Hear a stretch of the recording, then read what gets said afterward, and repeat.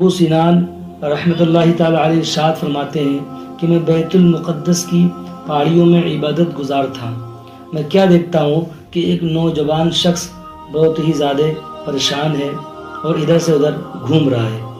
جب میں نے اس کو ادھر سے ادھر گھومتے ہوئے دیکھا، میں اس کے پاس میں گیا، میں نے اس سے سلام عرض کیا، السلام علیکم ورحمۃ اللہ، اور میں اس سے پوچھتا ہوں کہ اے نوجوان، بتا کیا بات ہے کہ تو اتنا پریشان کیوں ہے؟ وہ نوجوان کہتا ہے کہ حضور، میرا ایک پڑوسی ہے، اس کے بھائی کا انتقال ہو گیا ہے۔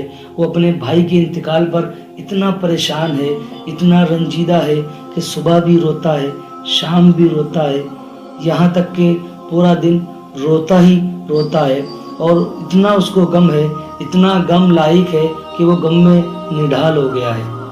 عرض یہ کرنا چاہتا ہوں کہ آپ میرے ساتھ میں چلیں اور اس کو تعزیت پیش کریں اور اسے سمجھائیں، اس کو بتائیں کہ اس دنیا سے سب کو جانا ہے، تو پریشان مت ہو۔ تو ابو سینان رحمۃ اللہ تعالیٰ علیہ ارشاد فرماتے ہیں کہ میں اس نوجوان کے ساتھ میں جاتا ہوں اور اس کے پڑوسی کے گھر پہنچتا ہوں جس کے بھائی کا انتقال ہو جاتا ہے، جس کے بھائی کا انتقال ہو جاتا ہے۔ ابو سینان رحمۃ اللہ تعالیٰ علیہ اس نوجوان کے ساتھ میں اور اس کے پڑوسی کے گھر جاتے ہیں۔ جب وہ دیکھتے ہیں کہ اس کا پڑوسی جو رو رہا ہے، جو گریہ وزاری کر رہا ہے، یہاں تک کہ وہ بہت ہی زیادہ پریشان تھا، اس کو بہت ہی زیادہ غم لاحق تھا، ابو سینان رحمۃ اللہ تعالیٰ ارشاد فرماتے ہیں کہ میں اس سے پوچھتا ہوں کہ اے بھائی، تجھے کیا پریشانی ہے؟ تو کیوں پریشان ہے؟ ایک دن سب کو مرنا ہے، ایک دن سب کو یہاں سے جانا ہے۔ جس نے بھی زندگی کا سفر شروع کیا ہے، اس کی انتہا ہونی ہے، اس کو موت آنی ہے، ایک دن سب کو اس دنیا کو چھوڑ کر جانا ہے۔ تو کیوں پریشان ہو رہا ہے؟ تو کیوں اتنا غمگین ہے؟ تو کیوں اتنا رنجیدہ ہے؟ کیا تجھ کو نہیں پتا جو اس دنیا میں آیا ہے ان سب کو اس دنیا کو چھوڑ کر جانا ہے، ایک دن سب کو مرنا ہے؟ تو اس نوجوان کا پڑوسی کہتا ہے کہ حضور، میں اس لیے نہیں پریشان ہوں، میں اس لیے نہیں غمگین ہوں کہ میرے بھائی کا انتقال ہو گیا ہے، بلکہ میری پریشانی کی وجہ کچھ اور ہے۔ ابو سینان رحمۃ اللہ تعالیٰ علیہ اس سے پوچھتے ہیں کہ بتا تیرے پریشانی کی وجہ کیا ہے، تیرے غمگین کی وجہ کیا ہے، تو غمگین ہے، اس کی وجہ کیا ہے؟ تو وہ عرض کرتا ہے کہ حضور، میرے بھائی کا جو حال ہے وہ بہت برا ہے، میرا بھائی جو قبر میں ہے بہت زیادہ پریشان ہے۔ حضرت پوچھتے ہیں کہ ماشاءاللہ، آپ تو غیب کی خبر جانتے ہیں۔ تو وہ کہتا ہے، اس نوجوان کا پڑوسی کہتا ہے کہ حضور، میں غیب کی خبروں کو نہیں جانتا ہوں، میں کچھ نہیں جانتا ہوں، لیکن میں نے اپنے بھائی کو دیکھا ہے۔ وہ پورا واقعہ بتاتا ہے کہ جب میرے بھائی کا انتقال ہوتا ہے، میرے بھائی کو جب نہلا کر دھلا کر کفن پہنا کر جب اس کو قبر میں اتارتے ہیں، جب سارے لوگ چلے آتے ہیں، میں قبر پر تھوڑی دیر ٹھہرا رہتا ہوں، میں قبر پر تھوڑی دیر رک جاتا ہوں۔ جب میں رکتا ہوں تو میں کیا دیکھتا ہوں؟ جب سب لوگ چلے جاتے ہیں تو میں نے ایک آواز کو سنا، میں ایک آواز کو سنتا ہوں، کوئی یہ پکار رہا تھا، بچاؤ بچاؤ بچاؤ۔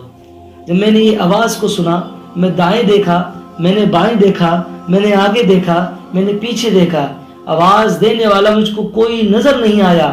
تو پھر میں نے غور سے سنا، جب میں نے دھیان سے آواز کو سنا تو پتا چلا کہ یہ آواز جو ہے وہ اسی قبر سے آ رہی ہے جس قبر میں میرا بھائی دفن ہے۔ جب میں نے اپنے بھائی کی آواز کو سنا تو میں قبر کھولنے کے ارادے سے آگے بڑھا۔ جیسے میں قبر کھولنے کے ارادے سے آگے بڑھا تو غیب سے آواز آتی ہے کہ او اللہ کے بندے، رک جا، ٹھہر جا، یہ اللہ کے رازوں میں سے ایک راز ہے، اسے مت کھول۔ تو معزز سامعین کرام، وہ نوجوان کہتا ہے کہ حضرت، میں اس آواز کو سنتا ہوں تو میں کانپ جاتا ہوں، میں رک جاتا ہوں۔ معزز سامعین کرام، وہ نوجوان کہتا ہے کہ میں دوبارہ وہاں سے جانے کا ارادہ کرتا ہوں، میں پھر وہی آواز سنتا ہوں، کوئی کہتا ہوتا ہے بچاؤ بچاؤ بچاؤ۔ نوجوان کا پڑوسی کہتا ہے میں دوبارہ سے رک جاتا ہوں اور دوبارہ سے اس قبر کو کھولنے کا ارادہ کرتا ہوں۔ جیسے اس کے قریب جاتا ہوں، دوبارہ سے پھر آواز آتی ہے کہ او نوجوان، او اللہ کے بندے، رک جا، یہ اللہ کے رازوں میں سے ایک راز ہے، اسے مت کھول۔ میں دوبارہ سے پھر رک جاتا ہوں۔ معزز سامعین کرام، جب میں وہ نوجوان کا پڑوسی کہتا ہے جب میں جانے لگتا ہوں تو تیسری مرتبہ میں جب میں آواز سنتا ہوں، کوئی دبی ہوئی آواز میں پکار رہا ہے بچاؤ بچاؤ بچاؤ۔ ہو، جب میں اس آواز کو سنتا ہوں تو اپنے آپ کو روک نہیں پاتا ہوں، اور میں اپنے پورے ارادے سے اب میں نے یہ ٹھان لیا تھا کہ اب مجھ کو قبر کھودنا ہی کھودنا ہے. اور جیسے میں قبر کو کھولتا ہوں اور جیسے ہی قبر کے پتھر کو ہٹاتا ہوں تو میں کیا دیکھتا ہوں کہ جس قبر میں میں نے اپنے بھائی کو دفن کیا تھا وہ قبر جو ہے وہ جہنم کے گھڑوں میں سے ایک گھڑا بنی ہوئی تھی. یعنی میرے بھائی کی قبر جو ہے وہ آگ سے بھری ہوئی تھی. اللہ اکبر. وہ نوجوان کا پڑوسی کہتا ہے جب میں نے اپنے بھائی کی قبر کو دیکھا کہ وہ آگ سے بھری ہوئی ہے اور میں نے اپنے بھائی کو دیکھا کہ آگ کی زنجیریں اس کو جکڑے ہوئے ہیں، اس کے گلوں پر، اس کے پورے بدن پر آگ کی زنجیریں لگی ہوئی ہیں، وہ پورا آگ میں لپٹا ہوا ہے، وہ پورا آگ کی زنجیروں سے جکڑا ہوا ہے. جب میں اپنے بھائی کو دیکھتا ہوں تو میں کانپ جاتا ہوں. وہ نوجوان کا پڑوسی کہتا ہے حضور جیسے میں اپنے بھائی کو اس آگ کی زنجیروں سے آزاد کرانے کے لیے بڑھاتا ہوں، جیسے ہی میں نے اس زنجیروں میں ہاتھ لگایا تو لوہے کی طرح، تو جیسے آگ میں لوہا پگھلتا ہے ویسی میری انگلیاں پگھل کر گر گئیں.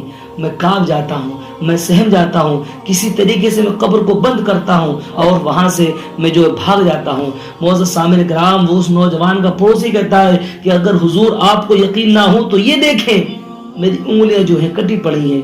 ابو سنان رحمۃ اللہ تعالی علیہ جب وہ دیکھتے ہیں اس نوجوان کی پڑوسی کی انگلیاں جب وہ دیکھتے ہیں تو کیا دیکھتے ہیں کہ ایک ہاتھ کی 4 انگلیاں غائب ہیں. اللہ اکبر.